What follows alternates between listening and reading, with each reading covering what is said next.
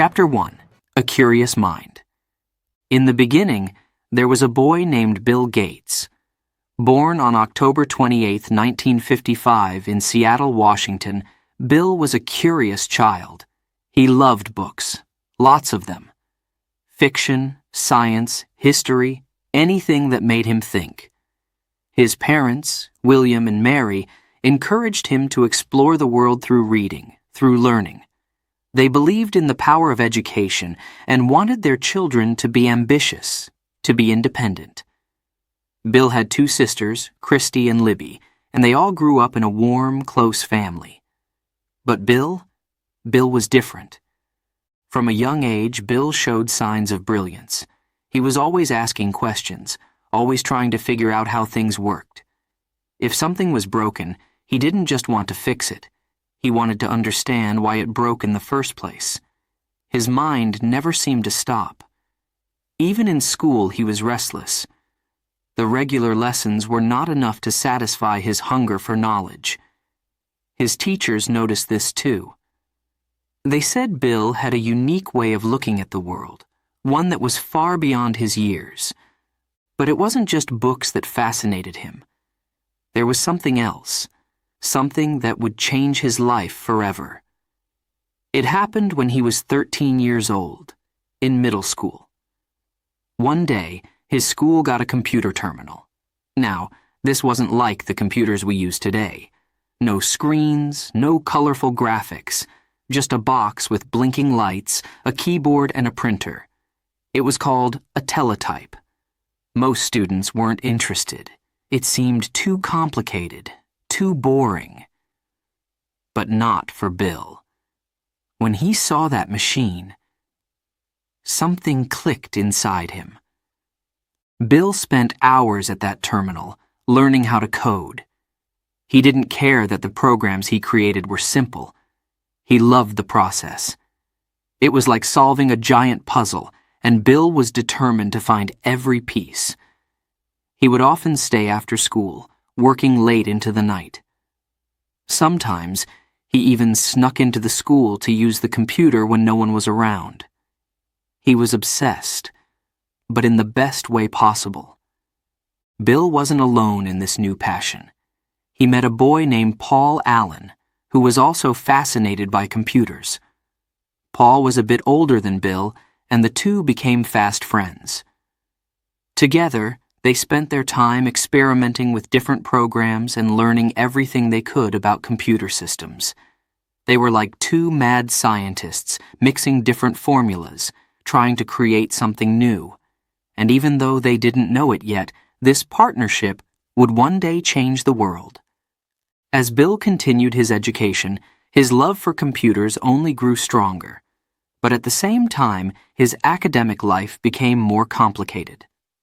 He attended Lakeside School, a private prep school, where he excelled in subjects like math and science. But he wasn't the easiest student to teach. Bill had his own way of doing things. Sometimes he would argue with his teachers, challenging their methods. He wasn't being difficult just for the sake of it. He truly believed there was a better way, a faster way, to solve problems. Bill wasn't just learning. He was already thinking like an innovator. During high school, Bill and Paul found ways to use their programming skills to make money. They even got hired to write software for a company called Information Sciences, Inc. They weren't even out of school yet, and they were already making a name for themselves in the world of technology. But for Bill, this was just the beginning. Bill's parents, especially his mother, wanted him to go to college. They had big dreams for him, maybe becoming a lawyer like his father. And so, after graduating from Lakeside, Bill was accepted to one of the most prestigious universities in the world, Harvard. But even at Harvard, Bill couldn't shake his obsession with computers. He spent more time in the computer lab than in his classes. While his friends were focused on their studies, Bill was focused on something else. He was chasing an idea, a vision of the future where computers would be a part of everyone's daily life. It wasn't long before Bill would make one of the biggest decisions of his life. In 1974, while still at Harvard, Bill came across a magazine called Popular Electronics. On the cover was a new kind of computer, the Altair 8800. This small personal computer was the first of its kind, and Bill instantly saw its potential. He and Paul Allen knew that the future of computing wasn't with big machines used by companies, but with personal computers, computers that could fit in people's homes. Bill made a bold decision. He dropped out of Harvard. His parents were worried, but Bill knew what he was doing. He wasn't quitting. He was just taking a different path, a path that would lead to the founding of Microsoft. Together with Paul, Bill moved to Albuquerque, New Mexico, where the Altair was being developed. They wrote a version of BASIC, a programming language for the Altair, and it was a huge success. From that moment on, Microsoft was born. But let's not get ahead of ourselves. Bill's journey was just beginning. This young boy, who once loved books and puzzles, had found his true passion. And now, he was ready to change the world, one line of code at a time. As we close this chapter, let's reflect on how one moment, one spark of curiosity, can change everything. For Bill Gates, that moment came when he first saw a computer. It was a moment that lit a fire inside him, a fire that would fuel his drive to create, innovate, and push the boundaries of technology. And this was only the beginning. Chapter 2. The Harvard Days and a Big Decision. Harvard University, one of the most famous schools in the world. It's a place where some of the brightest minds go to learn, to prepare for their futures. And guess who went there? Bill Gates. Yes, Bill was accepted into Harvard in 1973, a dream come true for many students. But for Bill, something felt different.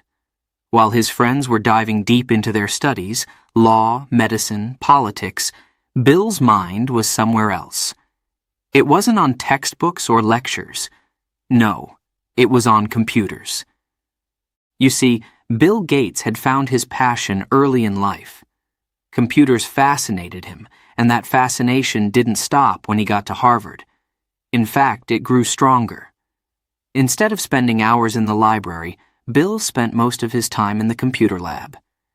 He would stay up late into the night, typing away on the school's machines, learning everything he could about programming. His love for computers, for coding, was undeniable. And while Harvard was full of brilliant students, no one had quite the same drive as Bill when it came to this new world of technology. But it wasn't just computers that were on Bill's mind. There was also a magazine, yes, a magazine that changed everything. In 1974, Bill came across a copy of Popular Electronics. The cover caught his eye. It featured something called the Altair 8800, a small computer kit designed for hobbyists. It wasn't like the giant machines he had worked on before. This was different. This was personal computing. And for Bill, it was the future. He quickly called his friend, Paul Allen, who was working in Boston at the time. Paul was older, just as fascinated by computers as Bill, and when they saw the Altair, they both realized something big was about to happen. The future of computing wasn't going to be limited to big businesses or government labs. It was going to be in people's homes. Personal computers could change the world. And Bill, he wanted to be a part of that change. But how? Bill and Paul didn't have the resources to build computers themselves. What they did have, however, was programming knowledge. They quickly decided to write a version of the basic programming language for the Altair. The goal was simple: make it easier for people to use the computer. With BASIC, users could give instructions to the machine in a simpler, more intuitive way. Bill and Paul worked tirelessly on the project, coding day and night. They didn't even have an Altair to test their program on. They were coding blind, using nothing but their knowledge and instinct. In early 1975, Paul flew to Albuquerque, New Mexico, where the Altair was being developed. They ran the code, and it worked. BASIC ran perfectly on the Altair, and the people at the company were impressed. This was it. Bill and Paul realized they were on the verge of something huge. They were no longer just two young guys obsessed with computers. They were about to start a company. And this company? It would be called Microsoft. But there was a problem. Bill was still a student at Harvard. He was walking the halls of one of the most prestigious universities in the world. His parents, especially his mother, had big dreams for him. They thought he might become a lawyer, maybe even follow in his father's footsteps. Dropping out of Harvard wasn't part of the plan. It was risky, very risky. But Bill couldn't ignore the pull of the future. He believed in the personal computer revolution. He believed that Microsoft could change everything. And so, in 1975, Bill Gates made one of the biggest decisions of his life. He dropped out of Harvard. He left behind the certainty, the prestige, the path that so many expected him to follow. Instead, he chose to follow his passion, his vision. And it wasn't easy. Bill knew the stakes were high, but he also knew that if he didn't take the chance now, he might never have the opportunity again. Bill moved to Albuquerque to join Paul Allen, where the Altair was being developed. Microsoft was officially born. At first, it was just the two of them, working out of a small office. They were a tiny company with a huge ambition to create software that would power the personal computers of the future. Bill was only 20 years old, but he was already leading his own company. He wasn't just a programmer anymore. He was an entrepreneur, a visionary. But even in those early days, Bill had a clear idea of what he wanted Microsoft to be. He didn't want to just make software for one computer. No, his vision was much bigger than that.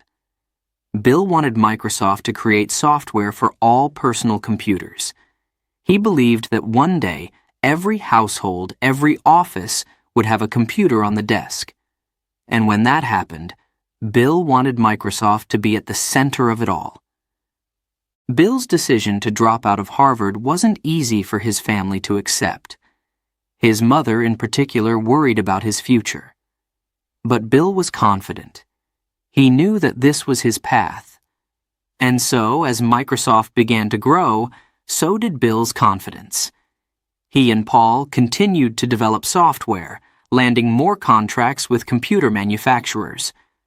The company was still small, but they were starting to get noticed. As we end this chapter, think about that moment of decision. Bill Gates, a young man at Harvard, faced with a choice.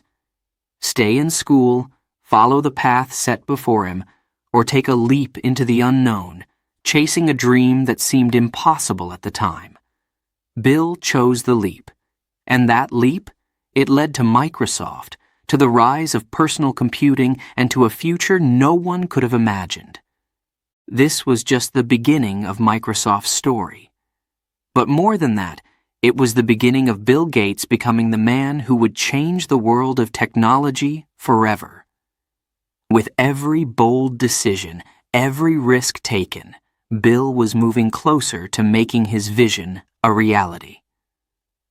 And now, the world was about to feel the impact of what that vision would bring.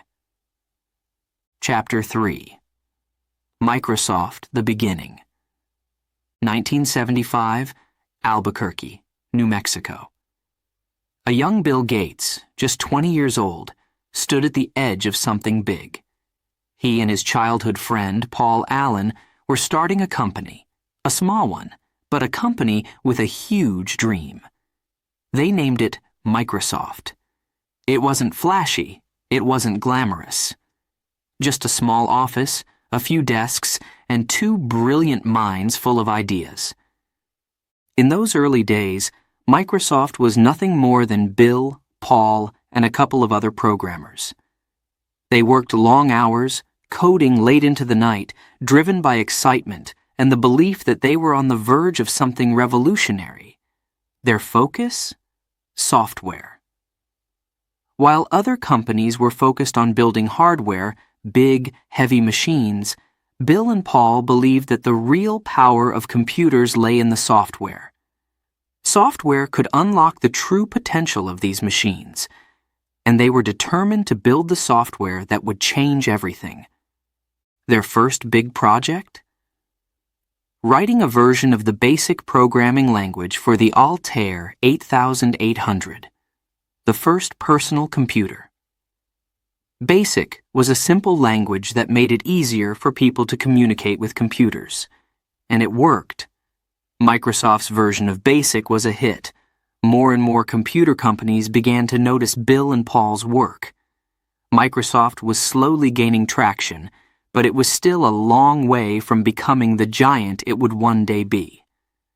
For Bill, this wasn't just about making money. He had a vision. He believed that one day computers wouldn't just be for scientists or large companies. No, Bill imagined a future where every person would have their own computer, on their desk, in their home, and even in their pocket. This dream was radical at the time. Personal computers were still rare, and most people didn't see why they would need one. But Bill saw it clearly. He knew that computers had the power to change the way we live, work, and think, and he wanted to lead that change. But Microsoft was still small. Bill and Paul faced challenge after challenge. Competition was fierce. Bigger companies with more resources were constantly trying to outdo them.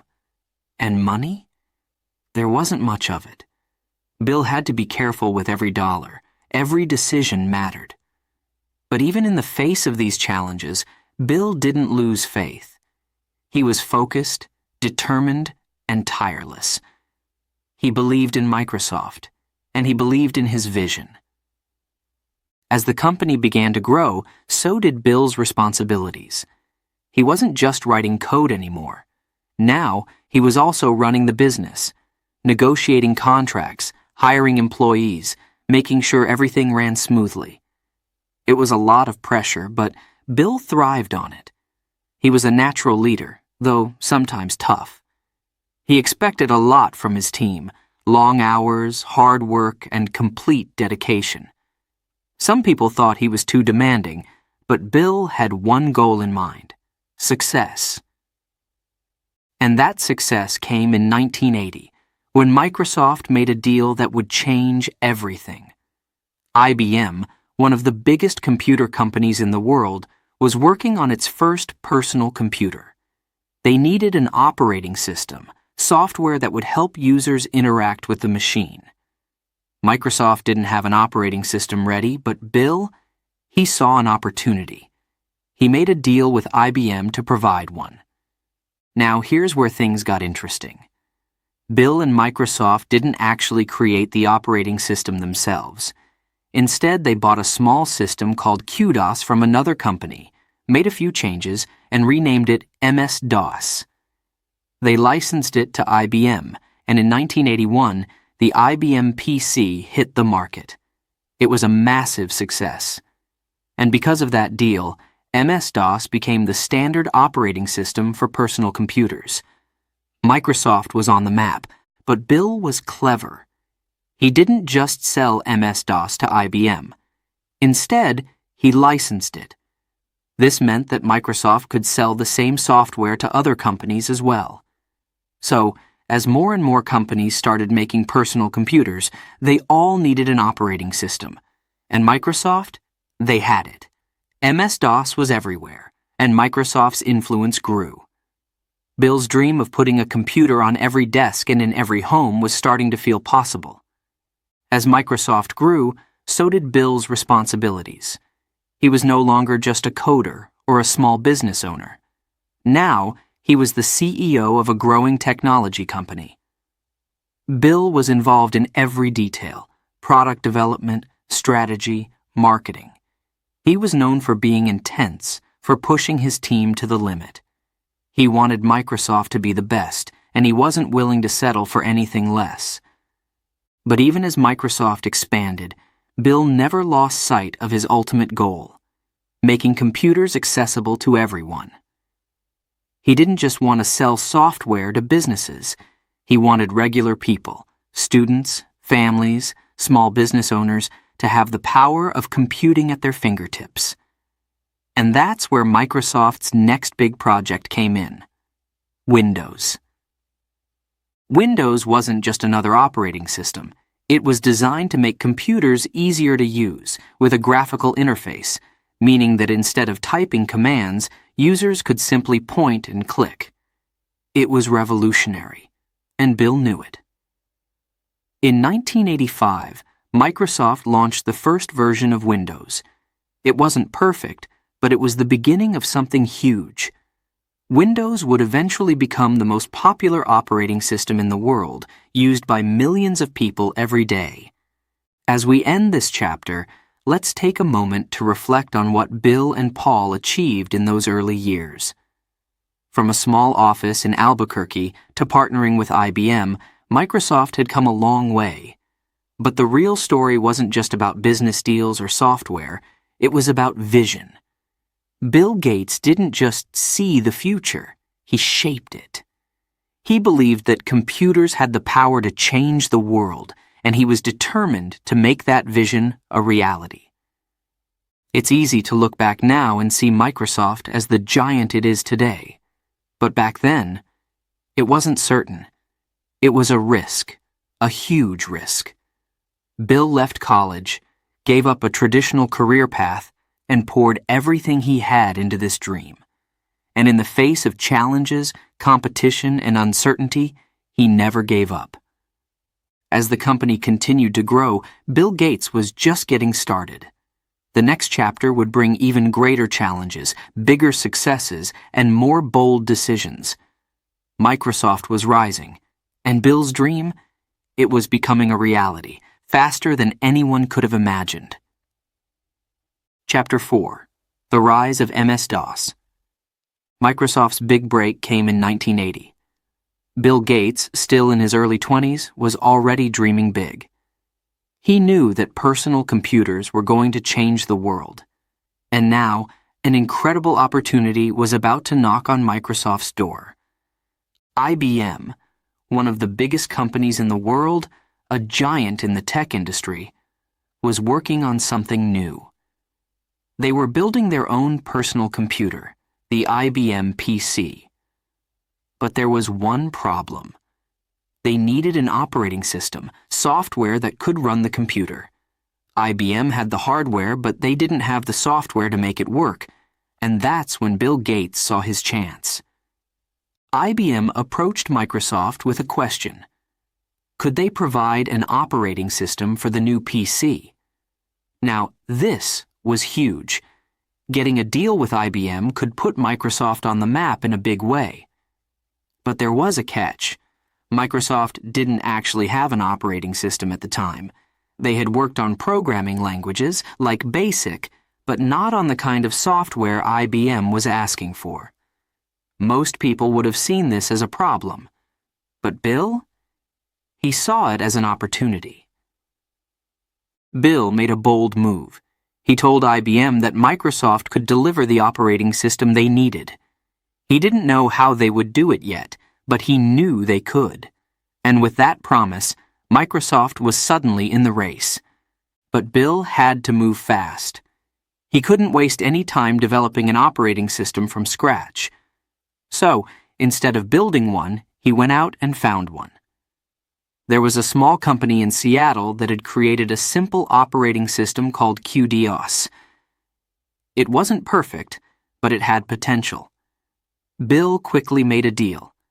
He bought the rights to QDOS for $50,000, an amount that would seem tiny compared to the billions Microsoft would later make from it. Now that Microsoft owned QDOS, they needed to make some changes. Bill and his team worked hard to improve it, refining the code, fixing bugs, and making it fit for IBM's new PC. The result? MS-DOS, Microsoft Disk Operating System. It was simple, functional, and exactly what IBM needed. In 1981, the IBM PC launched, and with it, Mississippi DOS. It wasn't flashy.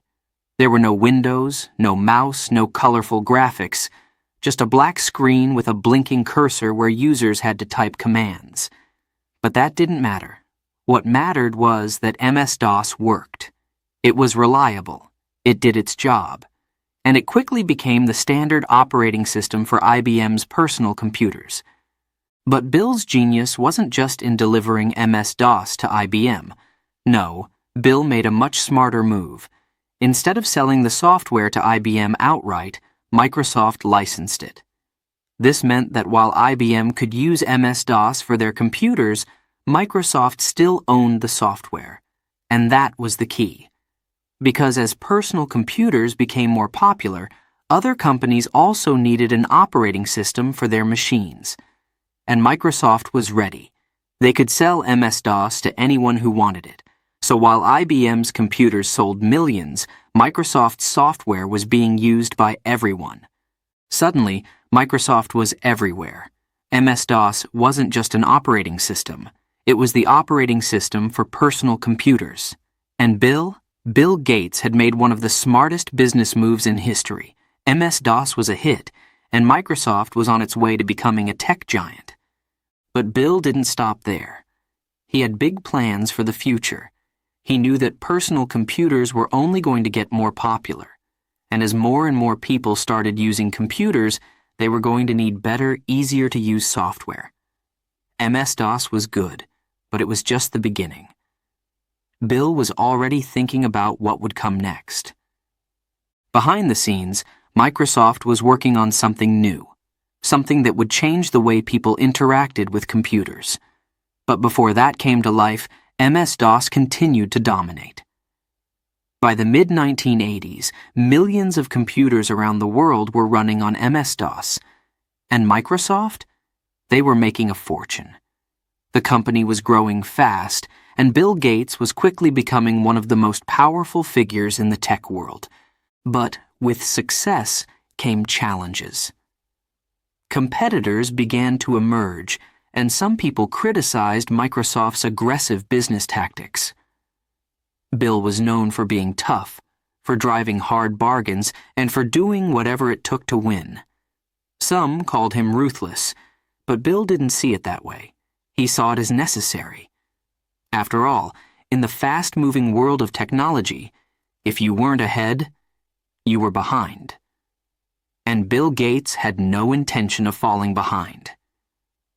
The success of MS-DOS transformed Microsoft from a small software company into a global powerhouse. Bill's vision was starting to come true.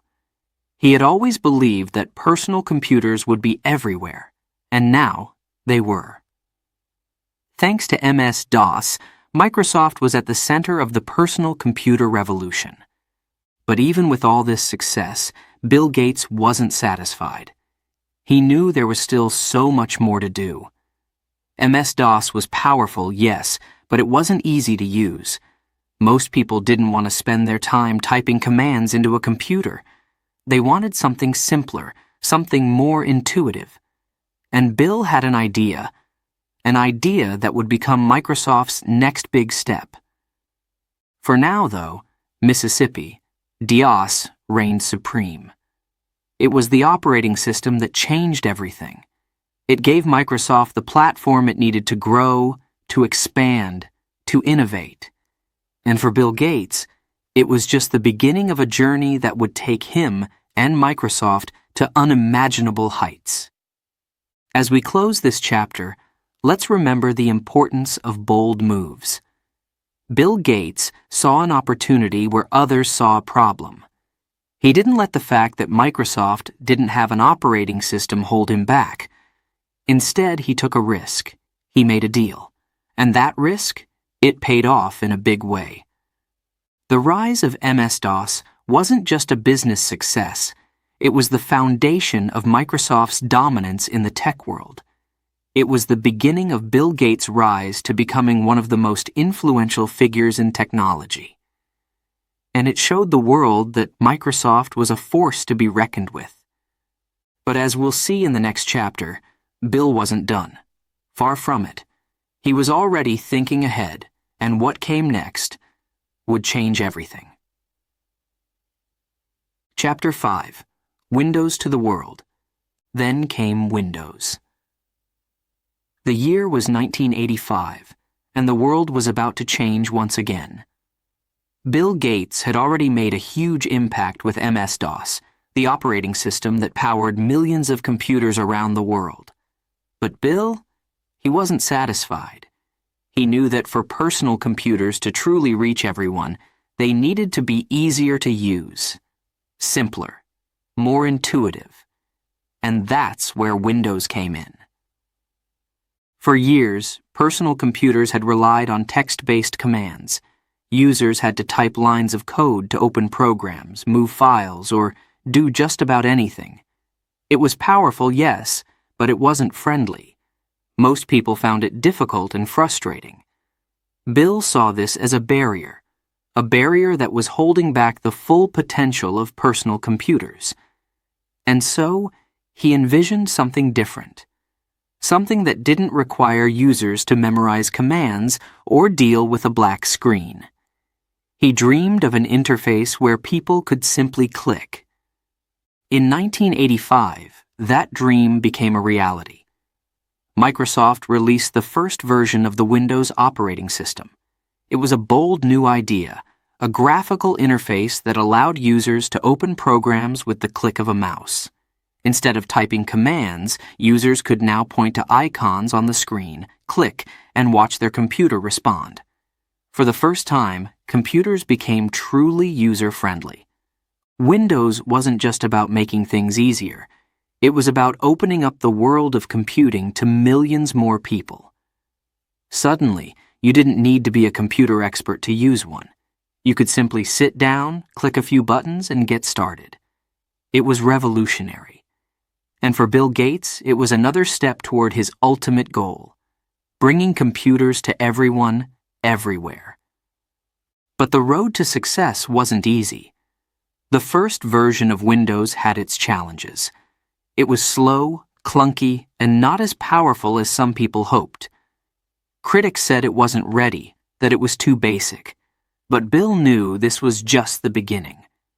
He wasn't discouraged by the initial setbacks. He believed in the vision of Windows, and he knew it had the potential to change the way people interacted with computers forever. And he was right. Over the next few years, Microsoft worked hard to improve Windows. They listened to feedback, fixed bugs, and added new features. In 1990, they released Windows 3.0, the version that would finally take off. It was faster, more stable, and had a range of applications that made it incredibly useful. Businesses started adopting it, schools began using it. And soon, homes all over the world had a computer running Windows. By the mid-1990s, Windows was everywhere. Bill's vision of bringing personal computers to the masses was becoming a reality. Millions of people, students, workers, families, were now using Windows every day. It was no longer just a tool for experts. It was for everyone. And Bill Gates, he was at the center of it all, leading Microsoft into a new era. But why was Windows so important? It wasn't just about making things easier. It was about making technology accessible. Bill believed that technology should empower people, not intimidate them. He wanted to create a world where computers could help people work faster, learn more, and connect with others. And Windows was the key to unlocking that potential. One of the most powerful aspects of Windows was its versatility. It wasn't tied to any specific hardware. It could run on different types of computers made by different companies. This flexibility meant that as the personal computer market grew, Windows grew with it. Microsoft didn't just sell software. They became the foundation on which other companies built their computers. It was a brilliant strategy, and it allowed Microsoft to dominate the operating system market. As Windows spread across the globe, Bill Gates became one of the most influential figures in technology. He was no longer just the young, ambitious programmer from Seattle. He was now the leader of a company that was shaping the future of the digital world. But with that power came new challenges.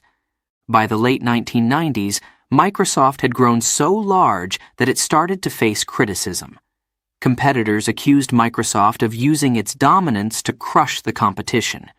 The U.S. government took notice, and in 1998, Microsoft faced a major antitrust lawsuit. The government claimed that Microsoft was unfairly using its power to maintain its monopoly over the software industry. For the first time, Bill Gates and Microsoft found themselves on the defensive. The trial was long, difficult, and at times very public.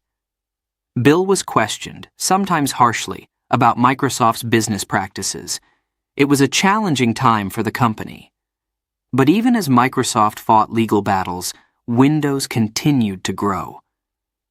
By the year 2000, Windows was running on more than 90% of the world's personal computers. Bill Gates had achieved what many thought was impossible. He had made personal computing universal. But Bill's journey wasn't just about software. It was about creating a new way of life. With Windows, people could now work from home, write documents, connect to the internet, and communicate with friends and family across the world. It was more than just a tool. It was a window into a new era of technology and communication. As we end this chapter, it's clear that Windows wasn't just another piece of software. It was a revolution. It changed how people interacted with technology and brought computers into everyday life. Bill Gates didn't just create a product. He created a new way for people to experience the digital world. But this was still only the beginning. Bill had accomplished so much, but his vision went far beyond operating systems. He had bigger plans that would take him from the world of technology to the world of philanthropy, changing not just how people worked, but how they lived. For now, though, we close the chapter on Windows, a software that opened the door to the future. And behind that door, more innovation, more ambition, and more impact. Bill Gates had changed the world once, and he was ready to do it again. Chapter 6. The Battle for the Internet. In the 1990s, a new force was changing the world: the Internet. It was fast, exciting, and full of possibilities. Suddenly, people could connect with each other in ways that had never been possible before. Information was just a click away. Companies started to see the potential, and one company in particular was leading the charge: Netscape. They were known for their web browser, Netscape Navigator, and quickly became the top choice for people exploring the internet. But Bill Gates? He wasn't about to sit on the sidelines. He saw the internet's potential too, and he knew that Microsoft had to act, and fast. Up until then, Microsoft had been focused on software like Windows and MS-DOS, but the internet was a whole new world. A world that could make or break the future of computing. Bill understood one thing clearly: whoever controlled the gateway to the internet, the browser, would control the future of technology. Netscape Navigator was already winning the browser war, but Bill wasn't ready to give up. He had a plan. And that plan? Internet Explorer. Microsoft quickly got to work. They developed Internet Explorer, a web browser that would be bundled with their Windows operating system. This meant that whenever someone bought a new computer with Windows, they automatically got Internet Explorer with it. They didn't have to download it, buy it, or even think about it. It was just there, ready to go. This gave Microsoft a huge advantage over Netscape. The battle for the Internet had officially begun. At first, Internet Explorer wasn't as popular as Netscape Navigator. People were used to Netscape, and they liked it. But Microsoft was relentless.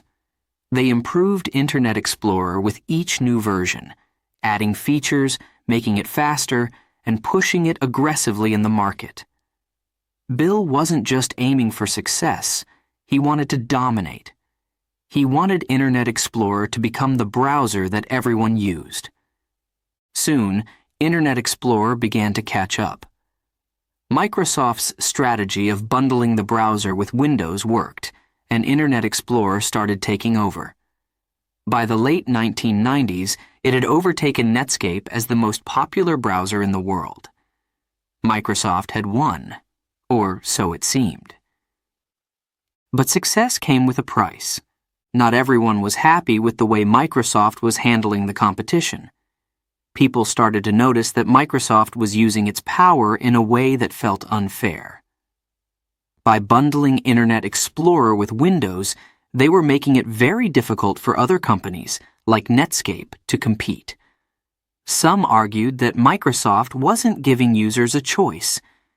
If they already had Internet Explorer installed on their computers, why would they bother downloading something else? The U.S. government began to take a closer look at Microsoft's business practices.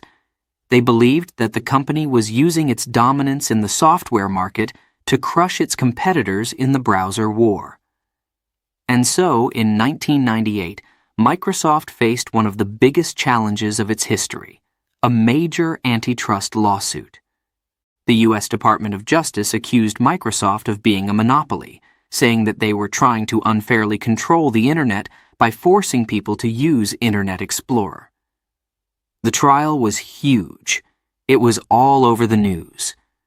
For the first time, Bill Gates and Microsoft found themselves under intense public scrutiny.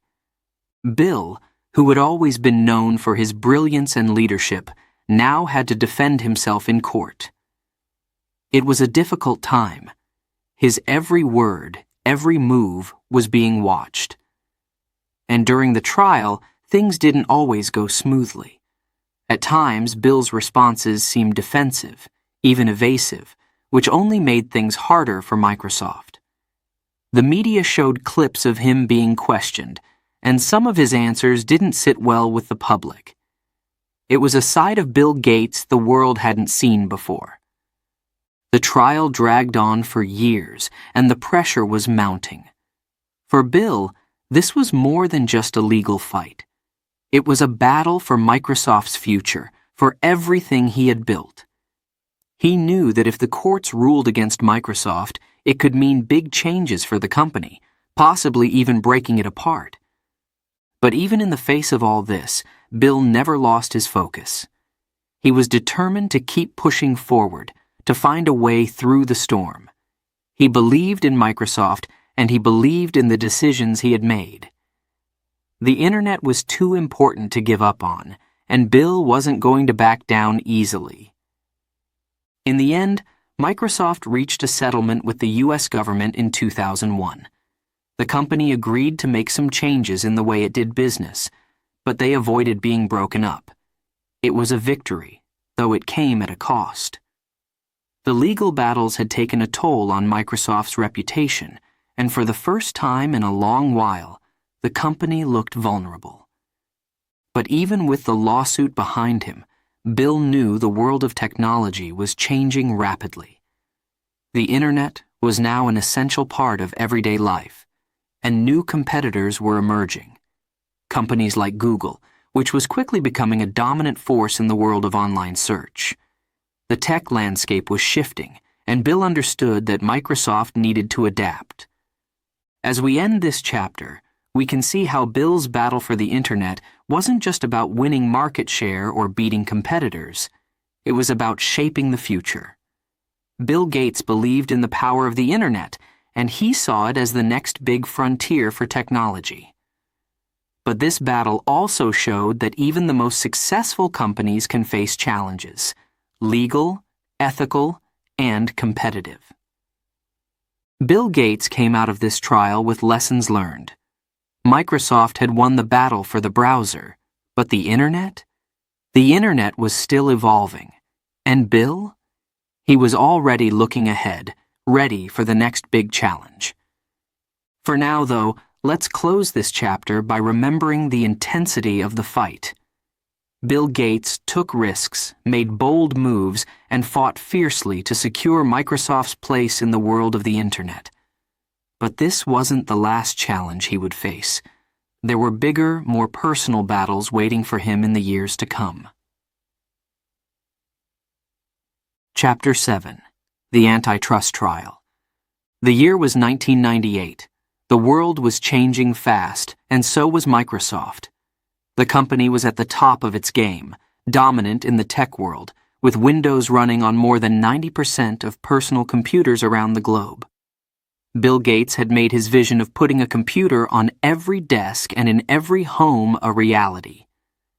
But success came with a price. The U.S. government had been watching Microsoft closely, and they weren't happy with what they saw. They accused Microsoft of being a monopoly. The charge? The company was using its power to crush its competitors, unfairly controlling the market. Microsoft was bundling Internet Explorer with Windows, making it hard for other web browsers like Netscape Navigator to compete. The government claimed that Microsoft was stifling innovation, making sure no one could challenge them. And Bill Gates? He found himself in court, facing one of the biggest challenges of his life. For the first time, Bill, who had always been in control, was on the defensive. The U.S. Department of Justice filed an antitrust lawsuit against Microsoft, and the case quickly became headline news. The world was watching. Microsoft had built an empire, and now that empire was under attack. Bill Gates had always been known for his sharp mind and clear vision, but in court, things didn't go as smoothly as he might have hoped. During the trial, Bill was questioned for hours, and the media broadcast clips of his deposition. Some of his answers seemed vague, even evasive. At times, he appeared frustrated, and the tension was clear. The world saw Bill Gates, one of the richest, most powerful men in the world, struggle in a way they hadn't before. The case was about more than just Internet Explorer. It was about how Microsoft did business. The government argued that Microsoft had used its dominant position in the software market to crush competition and maintain its monopoly. By bundling Internet Explorer with Windows, Microsoft made it the default browser for millions of users, leaving little room for competitors like Netscape to survive. The government wanted to break Microsoft's grip on the industry. For Bill, the trial wasn't just about business, it was about his legacy.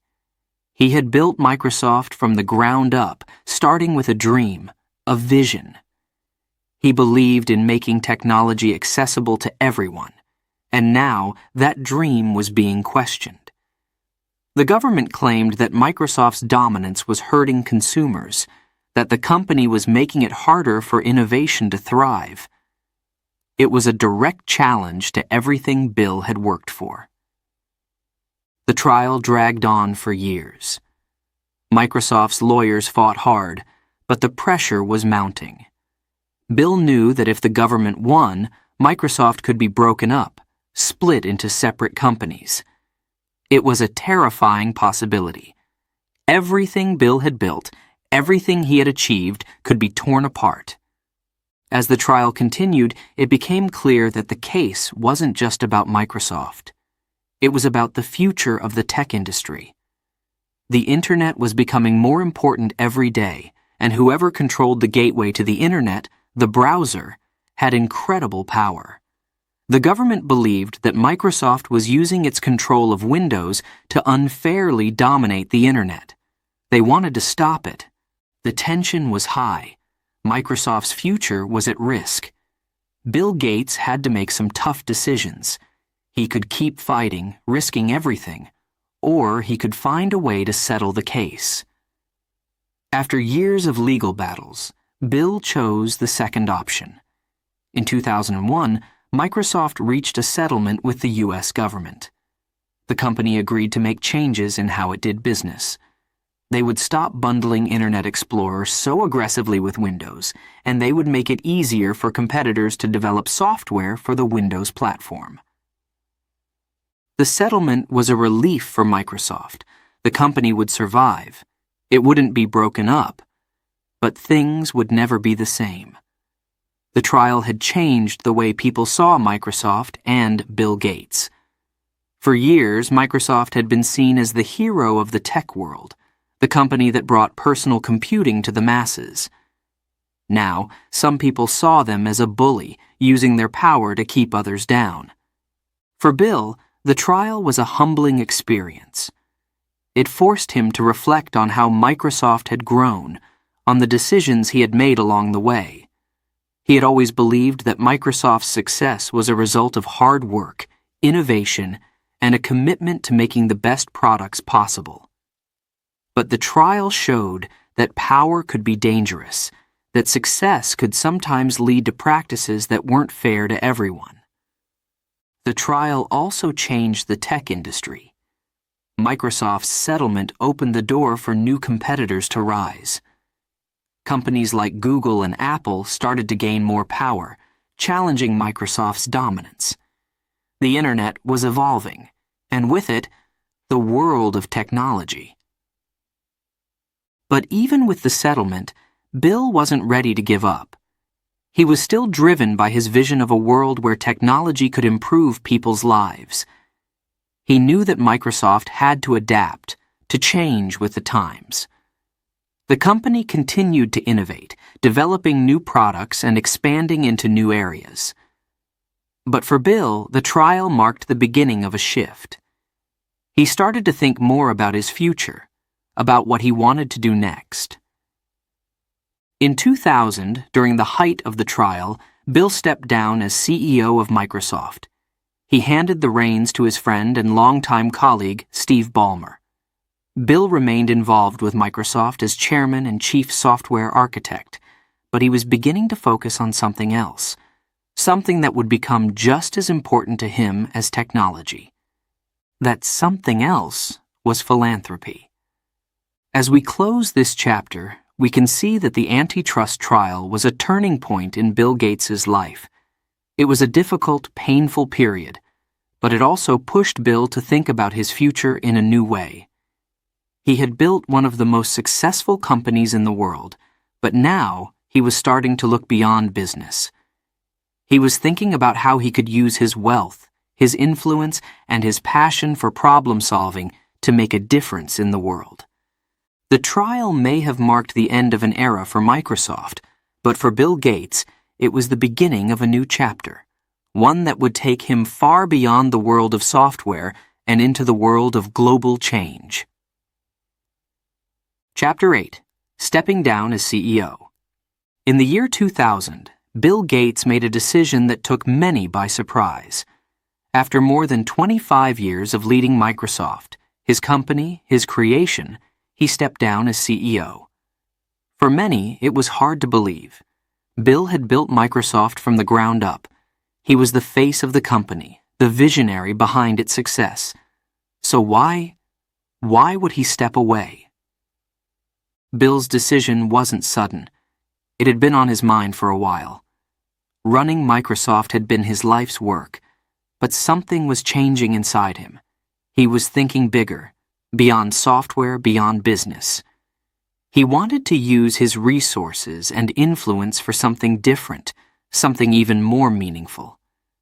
Bill's mind was turning toward philanthropy, toward making the world a better place, not just through technology, but through solving some of the world's toughest problems. In January 2000, Bill announced that Steve Ballmer, his longtime friend and colleague, would take over as the new CEO of Microsoft. Steve had been with Microsoft almost as long as Bill. He was passionate, energetic, and had a deep understanding of the business. Bill trusted him completely. Steve is the right person to lead Microsoft into the future, Bill said.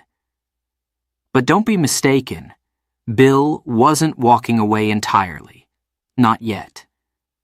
Bill stayed involved with Microsoft as the company's chairman and chief software architect.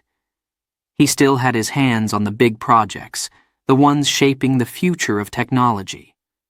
He was deeply involved in the development of new versions of Windows and other key software. But the day-to-day running of Microsoft, that was now Steve Ballmer's job, and Bill was ready for the next chapter. This next chapter was about something very close to Bill's heart, his foundation. Along with his wife, Melinda, Bill had founded the Bill and Melinda Gates Foundation.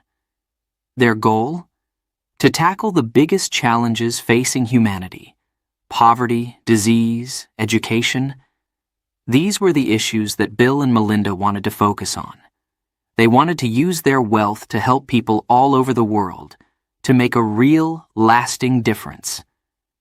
For Bill, the foundation was a new kind of challenge. In many ways, it was different from running a company, but in other ways, it was very similar.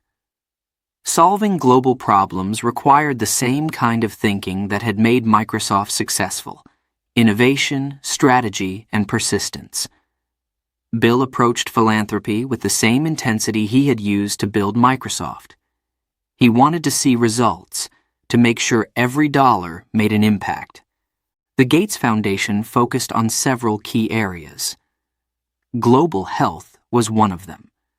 Bill and Melinda wanted to fight diseases like malaria, tuberculosis, and HIV, diseases that were killing millions of people in the developing world. They funded research, supported healthcare programs, and worked to make life-saving medicines available to the poorest communities. Their goal was ambitious: to eradicate these diseases, to make them a thing of the past. Education was another area close to Bill's heart. He believed that education was the key to unlocking human potential, to giving people the opportunity to improve their lives. Through the foundation, Bill and Melinda funded programs to improve schools, train teachers, and give students the tools they needed to succeed, especially in underserved areas. In the U.S., they focused on helping students in low-income communities, giving them access to a better education and brighter futures. But this new path wasn't without its challenges. Philanthropy, like technology, was complicated. There were no easy fixes, no quick solutions. Bill had to learn a lot. He had to understand the complexities of global health systems, the realities of education reform, and the deep-rooted causes of poverty. It was a different world from the tech industry, but Bill was determined to make a difference. And yet, even as Bill dived deeper into his work with the foundation, his connection to Microsoft remained. He couldn't just walk away from the company he had built, from the world of technology that he had helped create. Microsoft was still a part of him. He was still shaping its future, guiding its direction. He helped develop the company's strategy for the growing internet and the digital world that was unfolding. He was there when Microsoft launched new products, when they faced new challenges, when they pushed into new markets. But Bill's focus was shifting. He had spent decades revolutionizing the world of technology, making computers accessible to millions. Now, he wanted to use that same passion to tackle some of the world's most urgent problems. His work with the Gates Foundation became his primary mission. He wasn't just trying to make technology better, he was trying to make the world better. For Bill, stepping down as CEO wasn't the end of the road. It was the beginning of a new journey. A journey that would take him from boardrooms and tech conferences to clinics in Africa, to schools in inner cities, to laboratories researching vaccines and treatments. It was a journey that was about changing the world in a different way, through giving, through helping, through solving the problems that affected billions of people. And as he made this transition, Bill Gates showed the world that success wasn't just about business, about money, or about power. It was about using what you have, whether it's wealth, knowledge, or influence, to make the world a better place for everyone. In the years that followed, the Gates Foundation would become one of the largest and most influential philanthropic organizations in the world. It would save lives, lift people out of poverty, and give hope to millions. And Bill Gates? He would go from being known as a tech pioneer to being recognized as one of the world's most important philanthropists. As we close this chapter, let's remember that sometimes the most surprising decisions are the ones that lead to the greatest impact. Bill Gates stepped down as CEO of Microsoft, but he didn't step away from his passion for changing the world. He simply shifted his focus from technology to humanity, from software to solutions for global problems. But even as Bill moved into this new role, his story wasn't finished. The next chapter of his life would be just as transformative, just as powerful. And the world? It was about to see Bill Gates change it in ways no one could have imagined. Chapter 9. A New Mission: Philanthropy. With the success of Microsoft, Bill Gates had become one of the richest men in the world. But what do you do when you have more money than you could ever need? For Bill, the answer was simple: give it away. Bill didn't just want to be remembered for his achievements in technology. He wanted to make a real difference in the world, to help solve the problems that affected millions of people every day. Problems like poverty, disease, and lack of education. His dream was no longer just about computers. Now, it was about changing the world. Bill and his wife, Melinda, had always believed in helping others. And so, in the year 2000, they created the Bill and Melinda Gates Foundation. The mission of their foundation was ambitious: to solve some of the biggest, most challenging problems facing humanity. It wasn't just about giving money. It was about using their resources, their knowledge, and their influence to find solutions to problems that had existed for generations. Their first focus? Global health. In many parts of the world, diseases like malaria, tuberculosis, and HIV were devastating entire communities. These diseases were preventable and treatable, but millions of people in poor countries couldn't afford the medicines or treatments they needed. Bill and Melinda were determined to change that. They invested billions of dollars into finding vaccines, improving healthcare systems, and making life-saving medicines available to the people who needed them most. One of their biggest goals was to eradicate malaria, a disease that kills hundreds of thousands of people every year, most of them children. Bill worked with scientists, doctors, and governments to fund research, develop new treatments, and distribute mosquito nets that could protect people from being bitten. It was a massive effort, but Bill believed that with enough focus and resources, they could one day eliminate malaria for good. But global health wasn't the only issue that Bill and Melinda wanted to tackle. Education was also close to their hearts. They believed that every child, no matter where they were born, deserved the chance to get a good education. They knew that education was the key to lifting people out of poverty, giving them the tools to build better lives for themselves and their families. In the United States, the Gates Foundation focused on improving public schools, especially in low-income areas. They worked with teachers, schools, and communities to make sure that students had access to the resources they needed: better textbooks, technology, and trained teachers. Bill believed that by investing in education, they could help millions of young people reach their full potential. Internationally, the foundation worked to bring education to places where it was hardest to get.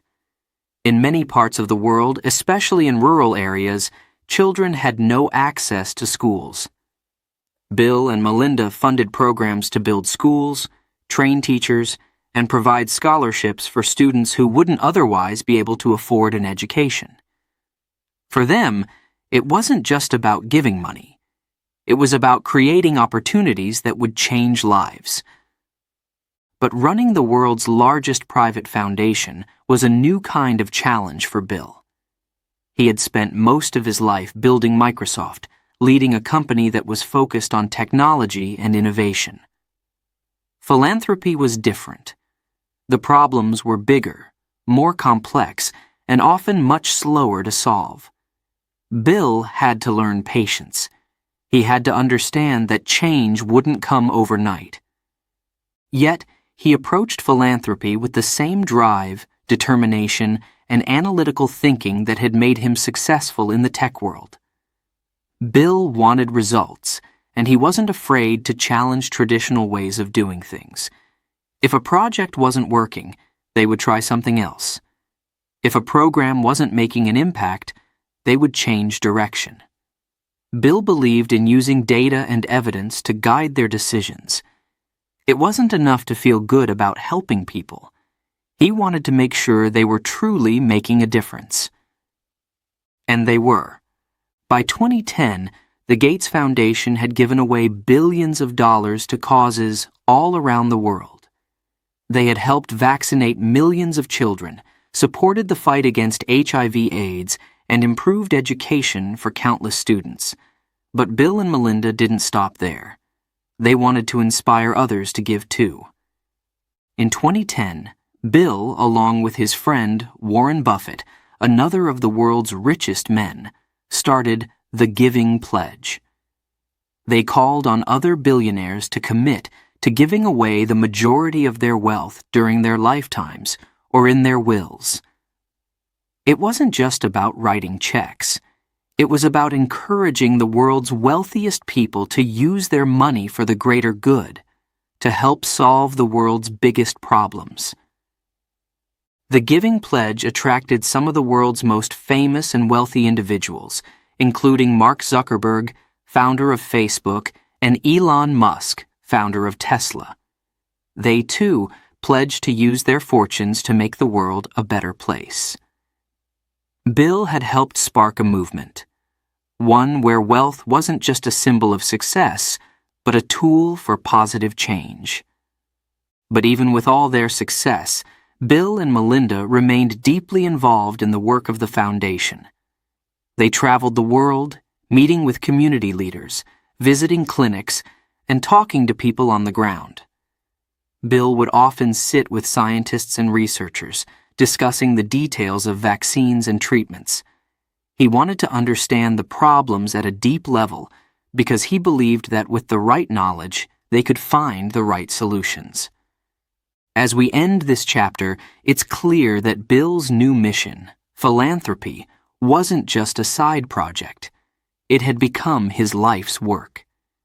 He had spent decades revolutionizing technology, and now he was using that same energy, that same passion, to revolutionize philanthropy.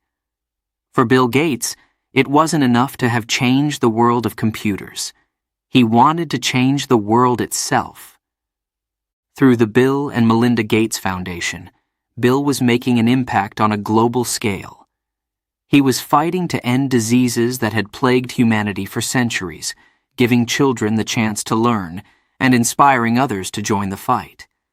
And while the challenges were great, Bill knew that with enough time, enough effort, and enough resources, they could make the world a better place, one step at a time.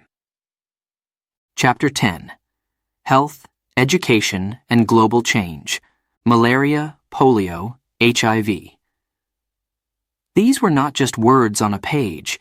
They were real problems, affecting millions of people across the globe. For Bill and Melinda Gates, these diseases represented a challenge they were determined to face head-on. Through their foundation, they set out to do something bold, something that seemed almost impossible. To eliminate these diseases, to save lives, to give people the chance for a healthier, brighter future. The Bill and Melinda Gates Foundation had always focused on big problems, but global health became one of their top priorities. In many parts of the world, diseases like malaria, polio, and HIV were devastating communities, especially in the poorest regions. For Bill, this wasn't just about numbers or statistics. These were people's lives. And he knew that with the right resources, with the right strategies, they could make a difference. Take malaria, for example. It's a disease that has existed for thousands of years, spread by mosquito bites, and still kills hundreds of thousands of people each year, most of them children under 5. But malaria is preventable, and Bill and Melinda knew this. They funded research to develop new vaccines, better treatments, and perhaps most importantly, simple mosquito nets. These nets, treated with insecticide, could stop mosquitoes from biting people while they slept. It was a simple solution, but it saved countless lives. Bill didn't just write checks. He visited the regions affected by malaria, talking to doctors, scientists, and families on the ground.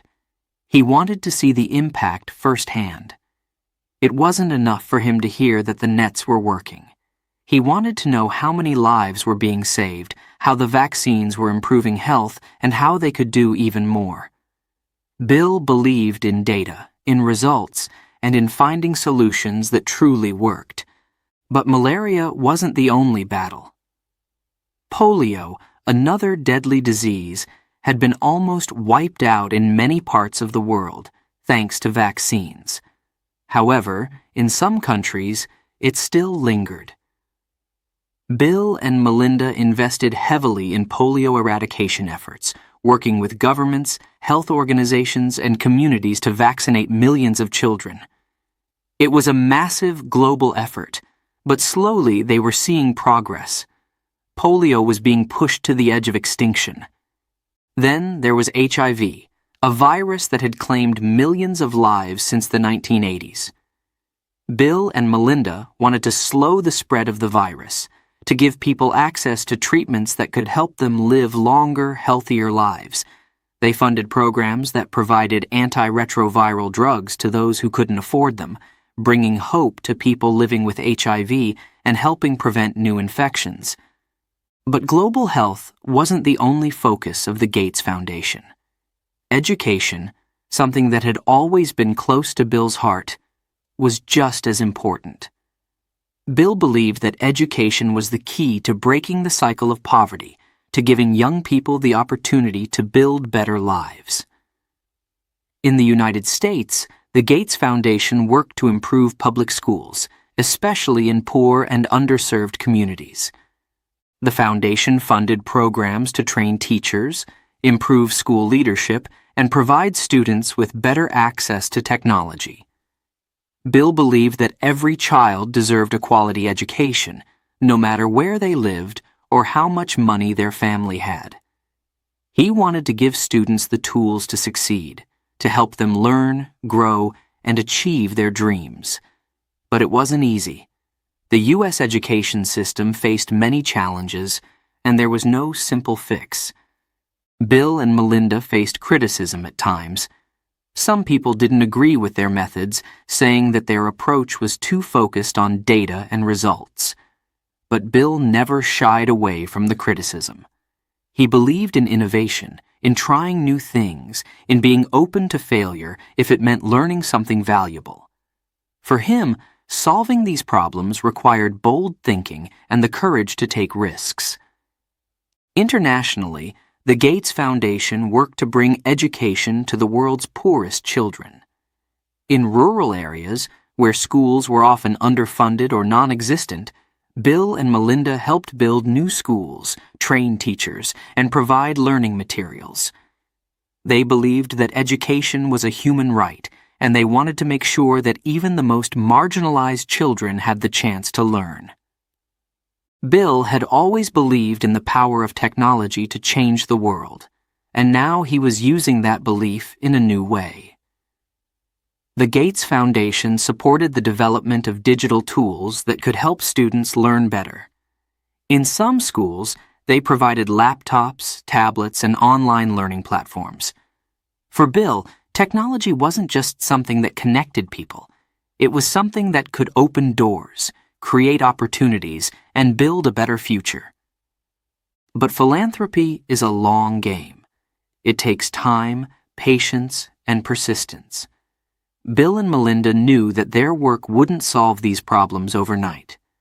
They were in it for the long haul, working with experts, governments, and communities to bring about real, lasting change. And slowly they were seeing results. By 2020, their efforts had helped distribute over 2 billion vaccine doses to children in the poorest countries. Malaria cases were declining, polio was nearly eradicated, and millions of people living with HIV had access to life-saving drugs. In education, they were seeing improvements in student outcomes, particularly in underserved communities. Yet, for Bill, there was always more to do. He was never one to sit back and celebrate for long. There were always new challenges, new obstacles, and new goals to reach.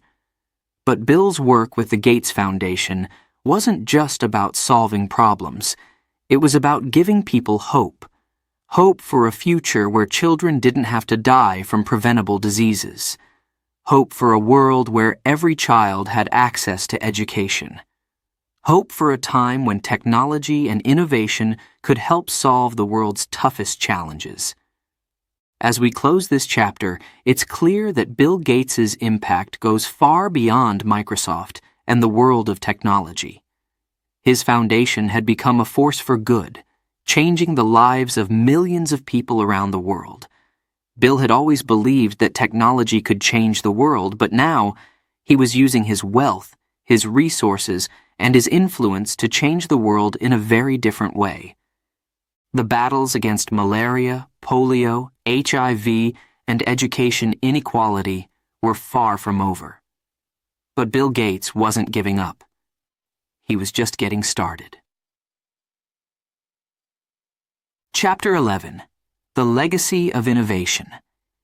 Even though Bill Gates had stepped back from his role at Microsoft, his impact on the world of technology was undeniable. His influence was everywhere, in every home, every office, and nearly every computer.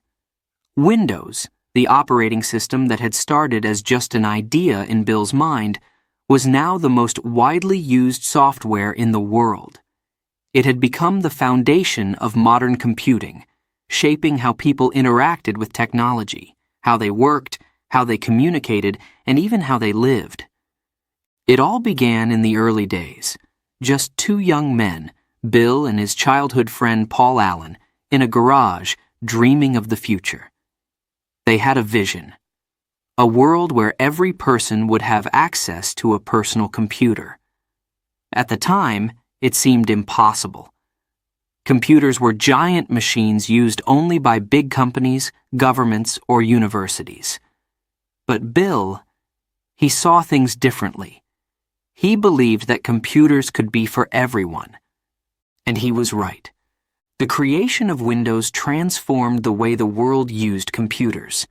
Before Windows, people had to type commands into a black screen, something that felt intimidating for most users. But Windows changed all that. It introduced a graphical interface where people could click on icons, open programs, and do tasks with ease. It made computers accessible to everyone, from students to business professionals to families at home. Bill had always wanted to make technology easier to use, and Windows was the realization of that dream. By the 1990s, Windows had become the standard.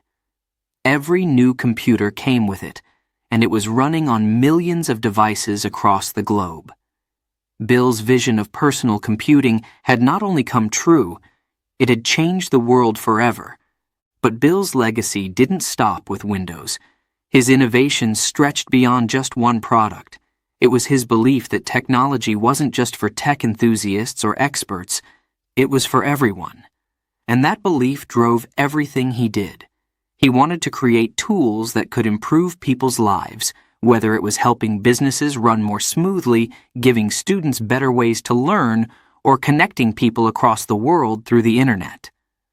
And the ripple effect of Bill's vision didn't just stay in the tech industry. It inspired a generation of innovators. The tech giants we know today, companies like Apple, Google, and Facebook, were built on the foundation that Bill Gates helped create. His belief that technology could change the world encouraged others to push boundaries, to dream bigger, and to create new technologies that would transform how we live, work, and communicate. The software that started in a garage with Bill and Paul Allen had revolutionized the tech industry.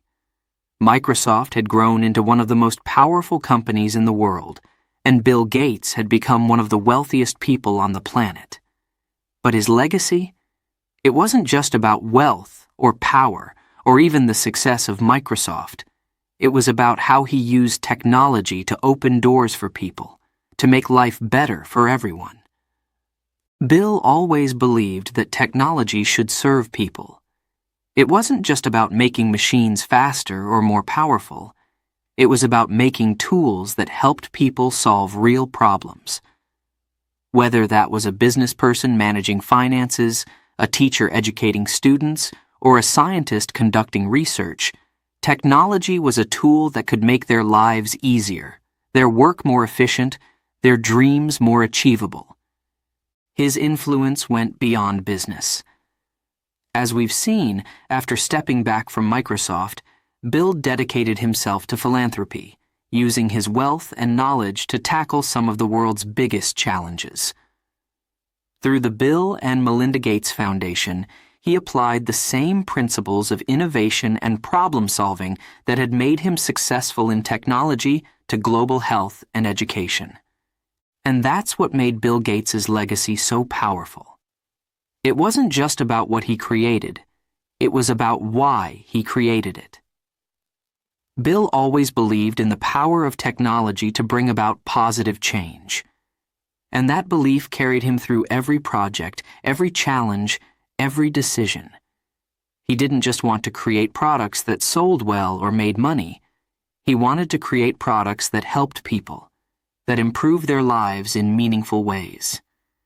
In the end, Bill's legacy wasn't just in the code he wrote or the software he built. It was in the way he looked at the world. He saw technology as a way to solve problems, to push humanity forward.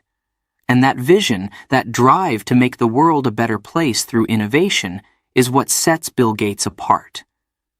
As we reflect on Bill's journey, we can see how much the world has changed because of him. From the early days of Microsoft, to the rise of personal computing, to the vast impact of his philanthropy, Bill Gates has left an indelible mark on the world. And though he stepped back from the day-to-day operations of Microsoft, his influence is still felt everywhere. Think about it. Every time you use a computer, browse the internet, or open a document on your screen, you're interacting with a world that Bill Gates helped create. His vision for a connected digital world is now our reality. But it's not just about the technology. It's about the lives that technology touches. Millions of students are learning through computers and software that wouldn't exist without Bill's early innovations.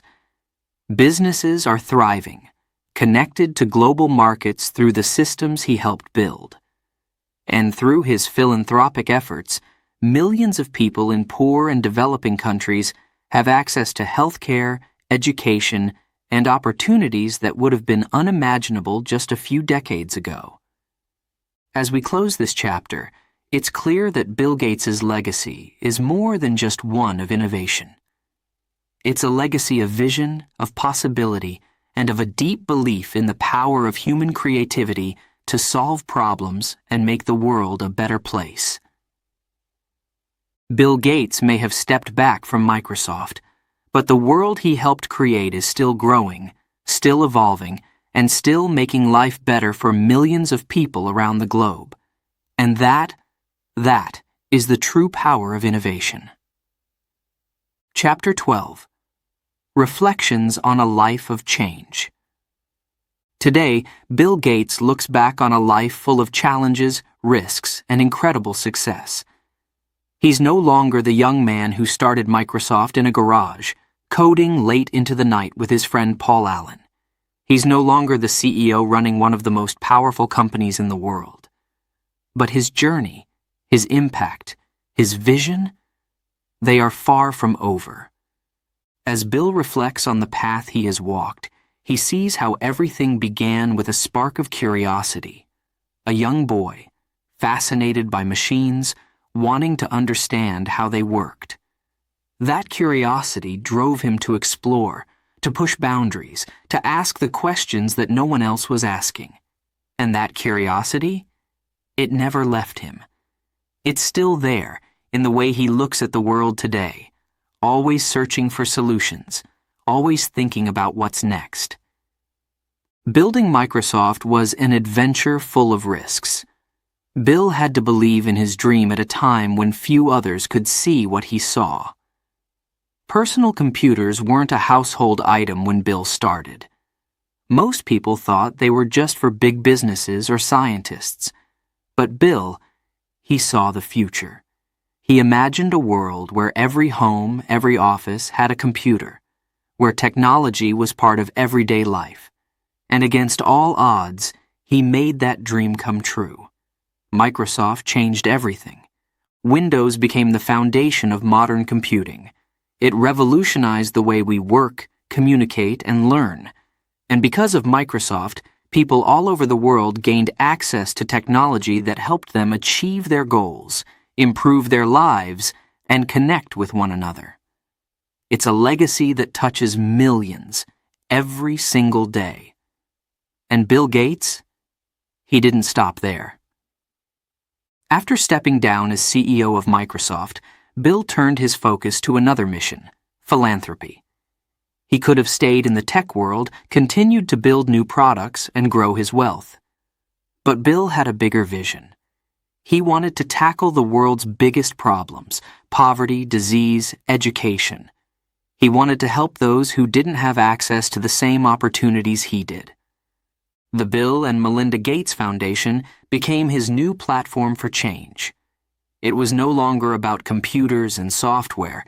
It was about saving lives, empowering people, and giving hope. Through their foundation, Bill and Melinda worked to fight diseases like malaria, HIV, and polio. They funded education programs to ensure that every child, no matter where they lived, had the chance to learn. They invested in solutions for climate change, pushing for a more sustainable future for the planet. And they didn't just write checks, they got involved, traveling to the regions affected, meeting the people they wanted to help, and finding ways to make the biggest impact. For Bill, this new chapter of his life has been just as fulfilling as building Microsoft. In fact, he often says it's even more rewarding. Knowing that the work they're doing is saving lives, changing the course of entire communities, gives him a sense of purpose that goes beyond business success. It's about humanity. It's about using the resources he has to lift others up, to make sure that everyone has the chance to live a healthy, educated life. But even now, Bill's journey isn't over. His work isn't finished. The world is constantly changing, and new challenges arise every day. Climate change, global pandemics, food security. These are the battles that Bill is focusing on now. And just like he did with Microsoft, he's approaching these problems with innovation, determination, and a deep belief that solutions are possible. As Bill reflects on his life, there are lessons to be learned. His story shows us that one person, with vision and determination, can truly make a difference. It's not about where you start. It's about what you do with the opportunities you're given. Bill started out as a boy who loved books and machines, but his curiosity, his drive to learn, took him to places few could have imagined. He wasn't afraid to take risks, to fail, to keep pushing forward, even when the path was unclear. And that's something we can all take away from Bill's journey. The world is full of challenges, but it's also full of opportunities. Whether you're working in technology, business, health, or education, there's always a way to make an impact, to create something that makes life better for others. Bill's life reminds us that it's not just about success, it's about using that success to help others. Looking ahead, Bill knows there's still so much to do. His work with the Gates Foundation continues. He's focused on bringing solutions to the climate crisis, improving healthcare in the world's poorest regions, and pushing for innovations that will make the world a better place for the next generation. He knows that change takes time, that the problems are big, but Bill has never been one to shy away from a challenge. As we close this chapter, it's clear that Bill Gates' legacy is more than just Microsoft, more than just technology. His true legacy is in the way he's used his success to drive change, to make a difference in the lives of millions. His story shows us the power of vision, the importance of persistence, and the impact one person can have on the world. And Bill? He's still that curious boy at heart, always looking for the next challenge, the next problem to solve, the next way to make the world a better place. His work isn't finished yet. In fact, for Bill Gates, the journey is just beginning, just